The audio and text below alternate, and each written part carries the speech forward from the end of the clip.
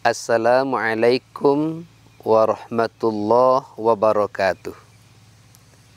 Bismillahilhamdulillah, wassalatu wassalamu ala rasulillah wa ala alihi wa ashabihi wa man tabi'ahu wa mawalah. La hawla wa la quwwata illa billah, amma ba'du. Kaum muslimin dan muslimat yang dirahmati Allah, mudah-mudahan sampai minin kita galo-galo agi dalam keadaan menunaikan ibadah puasa kita. Mudah-mudahan bulan ini jadi bulan penghapusan dosa bagi kita. Kita selaku manusia dalam kehidupan kita tentu baik kita ada berbuat kesalahan, ada kita berbuat dosa. Sebab tidak ada orang yang tidak berdosa. Apakahnya buya, apakahnya ustaz, atau nyo kiai sekalipun, pasti adanya menadosa. Yang tak ada berdosa itu Nabi Muhammad sallallahu alaihi wasallam. Ya, kalau kita berdosa itu biasa. Tapi kita bertaubat kepada Allah, menyadari akan dosa-dosa yang sudah kita berbuat. Dan hendaknya kita betul-betul bisa menghindari dosa-dosa gedang. Dosa-dosa kecil, kalau kita perbuat, amal-amal yang kita lakukan bisa menghapus dosa-dosa kecil. Misalnya dengan kita melakukan solat. Kata Nabi ngato, as-salatul khams ila salatil khams wal jum'atu ilal jum'ati kafarat lima bainahunna lam yukthal kabair. Solat 5 waktu ke solat 5 waktu berikutnya, atau solat Jumat ke solat Jumat berikutnya, itu menghapus kesalahan-kesalahan, dosa-dosa yang ada di antara keduanya. Jadi dosa-dosa kecil ini bisa dihapus oleh amal-amal kita. Ittaqillah haitsuma kunta wa atbi'is sayyi'atil hasanat tamhuha. Bertakwalah kepada Allah di mana baik kita berada, dan lakukanlah perbuatan baik setelah kita melakukan perbuatan buruk, maka kebaikan-kebaikan kita itu menghapus keburukan kita. Itu dosa-dosa kecil. Kalau dosa-dosa gedangnya ndak. Walaupun dosa kecil bisa mudah itu, ya jangan juga kita melakukan dosa kecil berterus-terusan, sebab tidak ada dosa kecil kalau kita lakukan berterusnya jadi dosa gedang juga. Cuma kalau dosa gedang nian kita laku, kita gawe, itu nyendak dengan amal-amal kita ngapus. Apa itu dosa-dosa ngan gedang? Kata Nabi menjelaskan dalam hadis beliau, an Abi Hurairah radhiyallahu anhu anin Nabi sallallahu alaihi wasallam qala. Dari Abi Hurairah, semoga Allah meridai beliau, jakkan Nabi Muhammad sallallahu alaihi wasallam, Nabi ngato, ijtanibus sab'al mubiqat. Kata Nabi, jauhilah oleh engkau 7 dosa gedang yang bisa menakito cilako. Jauhilah oleh engkau itu 7 dosa gedang yang bisa menakito cilako. Apa itu 7 dosa gedang yang bisa menakito cilako? Yang pertama kata Nabi adalah asyirku billah. Kita berbuat syirik kepada Allah. Jadi syirik ini dosa gedang. Bisa mencelakakan kita. Apa itu syirik? Kita percaya kepada Allah. Tapi kita juga percaya kepada selain Allah. Kita solat, tapi kita samoga palahu. Samoga kita masang nasi jamba. Kita percaya kepada Allah. Allah menyembuhkan penyakit. Tapi kita minta tolong juga kepada ruh-ruh nenek. Itu syirik itu. Kita percaya kepada Allah. Kalau Allah itu ngan bisa melindungi kita. Maka itu kita kata a'udzubillahi minasyaitonirrajim. Aku berlindung kepada Allah dari godaan setan terkutuk. Kita percaya Allah bisa, Allah yang melindungi kita. Tapi di sisi lain, waktu tiba hujan panas, kita nggak tahu tabi nek, elak situ nek. Kita nggak minta juga lah pakai tangkan, pakai zimat. Jadi ini hati kita ini ada keyakinan lain. Pakai zimat, pakai tangkan. Itulah gawe-gawe syirik. Nah, gawe-gawe syirik ini dosa gedang. Ini mesti kita hindari. Yang kedua, kata Nabi ngato, dosa gedang itu adalah wasihir. Apa itu wasihir? Yaitu perbuatan syirik. Perbuatan sihir. Jadi sihir ini termasuk syirik juga. Di orang berbuat sihir itu termasuk berbuat syirik. Tapi orang syirik belum tentu sihir. Apa bedanya? Ini syirik dosa gedang, sihir dosa gedang. Sihir ini orang kerjasama dengan jin untuk melakukan gawe-gawe yang salah. Misalnya, nyo bisa nyo melakukan gawe-gawe yang menurut akal tidak masuk akal. Kita takjub, kita ngima. Misalnya ada orang makan kacau misalnya. Ada orang makan silet. Yang menurut akal tidak bisa diterima. Tetapi itu terjadi. Nyo kerjasama dengan jin. Kadang ini digunakan juga untuk berbuat kejahatan.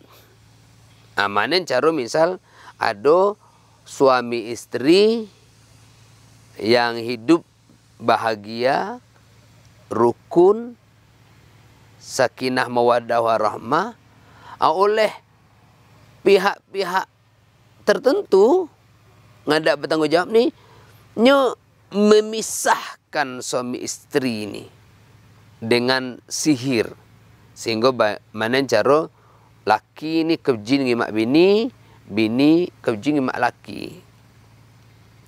Atau orang melamar anak gadis ditolak, nyo pakai dukun. Cinta ditolak, dukun bertindak. Maka dia benarlah ada istilah sejundai, menauham mak gedang puhun, ngena penyakit uhang. Ini perbuatan-perbuatan sihir. Nak mencelakakan orang lain. Sihir ni syirik juga. Tapi syirik ada juga yang tidak sihir. Misalnya orang percaya kepada kuburan itu sakti. Itu tentu bukan sihir. Tapi itu syirik. Jadi syirik dan sihir ini dosa gedang yang bisa membuat kita celaka. Kemudian kata Nabi ngato yang ketiga, dosa gedang yang bisa menak kita celaka itu adalah wa qatlan nafsal lati harramallah illa bil haqq. Apa itu? Membunuh uhang yang diharamkan oleh Allah, kecuali yang hak. Jadi kita selaku manusia ini, apapun alasan, tidak boleh kita menuhang. Apapun alasan. Kecuali itu hak. Yang hak macam mana? Misalnya dalam Islam ada namanya kisos. Dia orang bunuh dihukum dengan membunuh. Nah, uhang pegawai pemerintah yang tugasnya melaksanakan hukum kisos itu nyo membunuh uhang tadi yang sudah diponis oleh pengadilan, nyo tu membunuh. Tentu pembunuhan yang dilakukan ini sebagai kisos itu pembunuhan yang hak. Nyo tidak berdosa membunuh karena memang tugasnya yang sudah diputuskan oleh pengadilan. Tapi membunuh karena nyo malin unda, lalu kita bunuhnya, itu tidak boleh. Ya, serahkanlah kepada pihak berwajib. Apalagi misalnya ada orang yang berbeda keyakinan dengan kita. Lalu karena kebencian kita kepada orang dengan berbeda keyakinan dengan kita, berbeda agama dengan kita bunuhnya. Itu tentu perbuatan dosa yang amat gedang. Tidak boleh kita melakukan itu. Apalagi agama kita ini rahmatan lil alamin. Rahmat untuk seluruh alam. Kemudian membunuh yang hak juga misalnya dalam keadaan perang. Jadi kalau dalam keadaan perang tentu boleh saja kita membunuh. Sebab kalau kita tidak membunuh musuh, tentu musuh akan membunuh kita. Selain dari dalam keadaan perang, selain daripada karena hukum kisos, tentu melakukan pembunuhan merupakan dosa yang amat gedang. Ini yang ketiga. Kemudian yang keempat, dosa gedang itu yang keempat adalah wa aklur riba. Makan riba. Makan riba itu dosa gedang. Allah jelehkan dalam Al-Quran, wa ahallallahu al-bay'a wa harramar riba. Allah menghalalkan jual beli, Allah mengharamkan riba. Nah, jual beli silakan baik. Tapi kalau riba itu haram. Akibatnya yamhaqullahu riba wa yarbis sadaqat. Allah nanti menghancurkan harta yang kita dapat dari gawe-gawe riba. Tapi Allah menumbuh suburkan harta sedekah. Oleh karena itu, sedekah yang harus kita berbanyak bukan riba. Mana contoh riba? Misalnya, aku magih kayo minjam kipeng 1 juta. Dengan kesepakatan aku dengan kayo, mungkin dalam waktu 1 bulan kayo harus membalikkan kipeng aku itu, tapi dengan perjanjian kayo harus balikkan 1.100.000. Kayo minjam 1 juta, kayo balik ke aku 1.100.000. Angan 100 itu riba. Siapa ngan berdosa? Siapa ngan berdosa gedang ni? Ngan berdosa gedang ni, aku ngan makan riba 100 itu, kayo juga berdosa dengan magih riba. Dan uhang ngangima nyaksikan, mungkin nyo tukang tulis ya, perjanjian itu juga kena. Jadi pemberi riba, pemakan riba, wang tukang nulis riba, kena kalau. Di oleh karena itu, hindarilah oleh kita makan riba. Karena ini dosa gedang yang bisa mena kita celaka. Kemudian ngan kelima, kata Nabi ngato, dosa gedang ngan bisa mena kita celaka itu, kata Nabi, adalah wa aklul malal yatim. Apa itu? Makan harta anak yatim. Anak yang hang tuanya lah meninggal, apakah emaknya meninggal, ataukah bapaknya meninggal, atau lah meninggal dunia kedua-dua.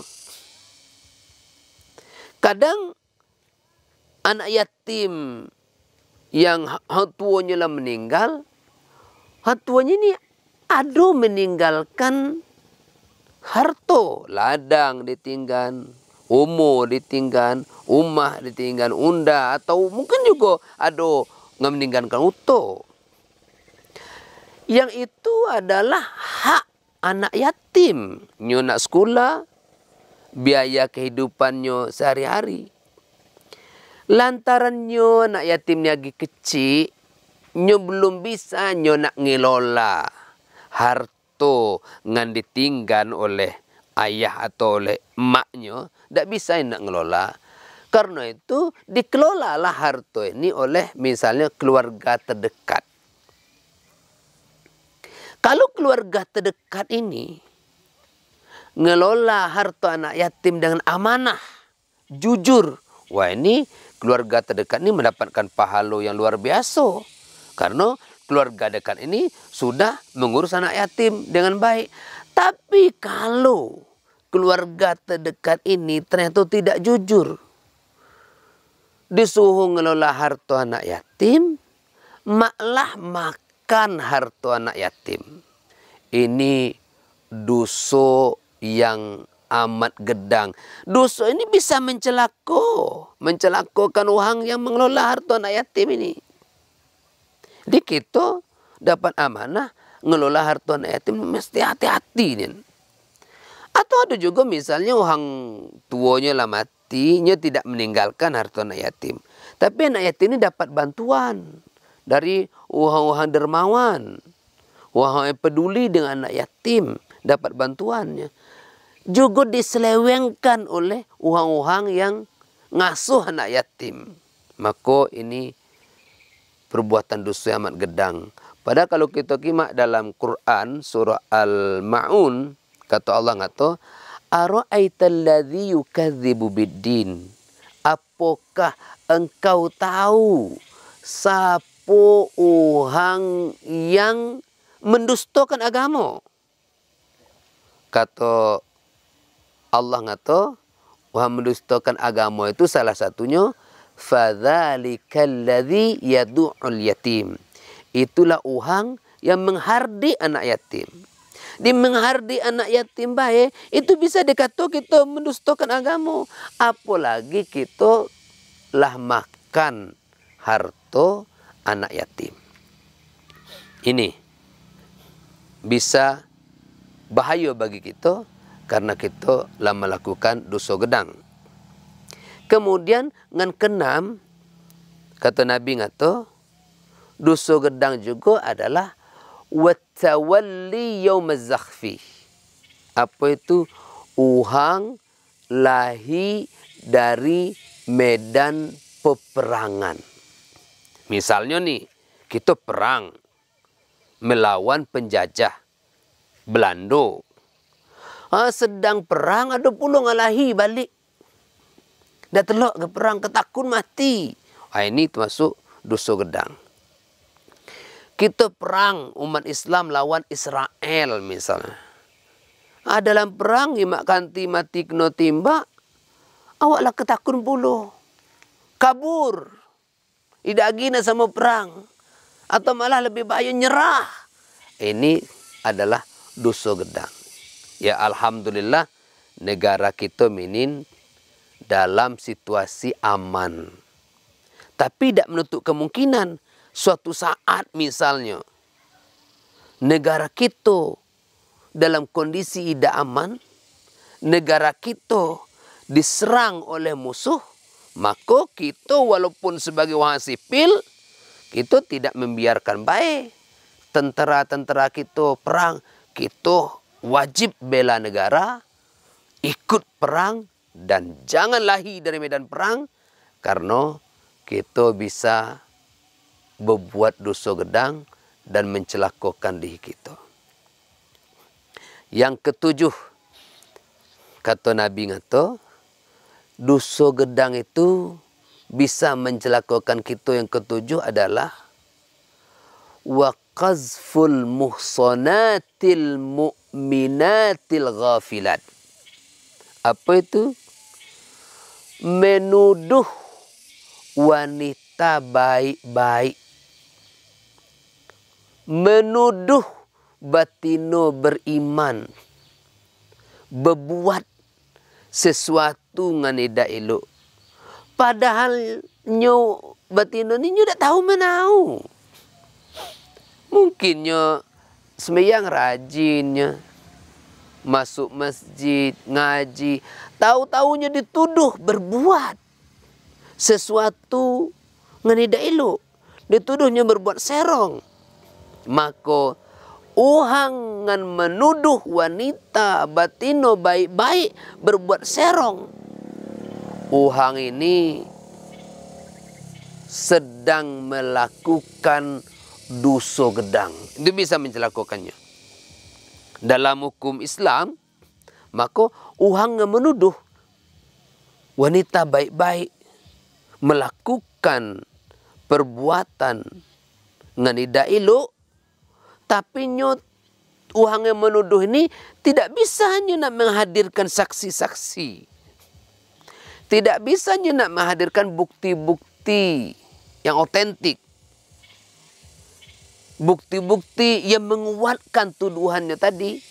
Maka dalam Islam, uhang yang menuduh itu harus dicambuk 80 kali. Dicambuk sebanyak 80 kali. Oleh karena itu, kita dalam hidup ini jangan terlalu mudah kita berprasangka buruk. Nanti ujung-ujungnya sampai kepada menuduh uhang berbuat sesuatu yang kita anggap buruk, padahal kita tidak punya alat bukti atau saksi untuk menguatkan tuduhan kita.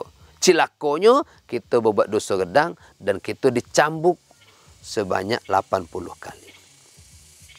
Begitu dijelaskan oleh Nabi Muhammad SAW dalam hadis Abu Hurairah. Kemudian ada lagi dalam hadis Abu Bakrah Nufail Haris, bahwa termasuk dosa gedang juga adalah wa uququl walidain. Apa itu uququl walidain? Durhaka kepada kedua orang tua. Kita ini walaupun tidak seluruh kita orang tua, karena mungkin kita juga ada yang masih muda. Tapi yang jelek seluruh kita ni anak. Karena seluruh kita ni anak, tentu kita punya orang tua. Mana pula kita lahir kalau tidak dari orang tua kita. Oleh karena itu, hati-hati nian kita menandai, bersikap terhadap orang tua kita. Sebab kalau salah-salah cara kita bersikap, salah-salah cara kita menandai, terluka hati orang tua kita, itu bagian daripada kita durhaka kepada kedua orang tua kita, dan kita sudah menadu dosa gedang. Kita boleh sayang kepada anak kita sayang kepada bini kita. Tapi jangan sampai sayang kita kepada anak kita, sayang kita pada bini kita, menghilangkan sayang kita kepada emak dan ayah kita. Sebab bagaimanapun, kita ini buah dari perjuangan ayah ibu kita. Ini, aku nak ngatung usia kita kalau-kalau. Kita hari ini, kalau ada kita hari ini hang kaya, kalau ada kita hari ini di pejabat, dia orang berhasil, itu perlu kita ingat. Keberhasilan kita hari ini sebenarnya keberhasilan ayah dan enduk kita. Melahirkan kita, ngepuk gedang ke kita, mendidik kita. Tidak sedikit biaya habis untuk kita bisa jadi sama hari ini. Tapi sampai kita durhaka kepada orang tua, itu dosa yang amat gedang. Ridha Allah fi ridhal walidain. Ridha Allah tergantung kepada ridha kedua orang tua. Walaupun hancur sejadah kita sembahyang, kita solat, kita puasa Daud misalnya, kita rajin tahajud, seluruh itu tak berguna kalau kita durhaka kepada kedua orang tua. Oleh kerana itu, asa-asa kita ada kita melawan tua gaib. Ada hubungan kita tua gaib dengan ida elok. Cepatlah minta maaf. Surga itu ada pada orang tua kita. Kalau kita tidak minta maaf, kemana kita nak mencari redha? Sebab redha Allah ngaitnya kiun, ngaitnya ke redha orang tua. Di bagaimanapun orang tua kita, itu tetap orang tua kita. Kalau ada kesalahan orang tua kita, kewajiban kita dengan lembut meluruskan, memperbaikinya, bukan dengan melawan, berkata kasar, apalagi sampai kita bersikap yang tidak baik terhadap kedua orang tua kita. Kemudian dalam hadis tadi juga termasuk dosa gedang itu adalah wa qauluz zur, menandai yang tidak benar, tidak jujur, dusta. Wa qauluz zur. Jadi perbuatan-perbuatan dusta, ucapan-ucapan palsu itu termasuk dosa yang gedang. Karena ini gedang pengaruhnya terhadap sikap, akibat, kebijakan yang akan diambil dari ucapan-ucapan kita yang tidak benar. Yang ke-10, kata Rasul mengatakan, termasuk juga dosa gedang itu adalah wasyahadatuz zur. Apa itu? Saksi palsu. Orang kadang-kadang jadi saksi disumpahnya. Apakah jadi saksi di pengadilan? Apanya jadi saksi atas suatu perkara? Orang macam ini sanggupnya bersumpah bahwa nyo menyaksikan sesuatu padahal nyo tidak ada menyaksikan. Ini saksi palsu. Mungkin nyo ngejakipeng. Kaum muslimin dan muslimat yang dirahmati Allah.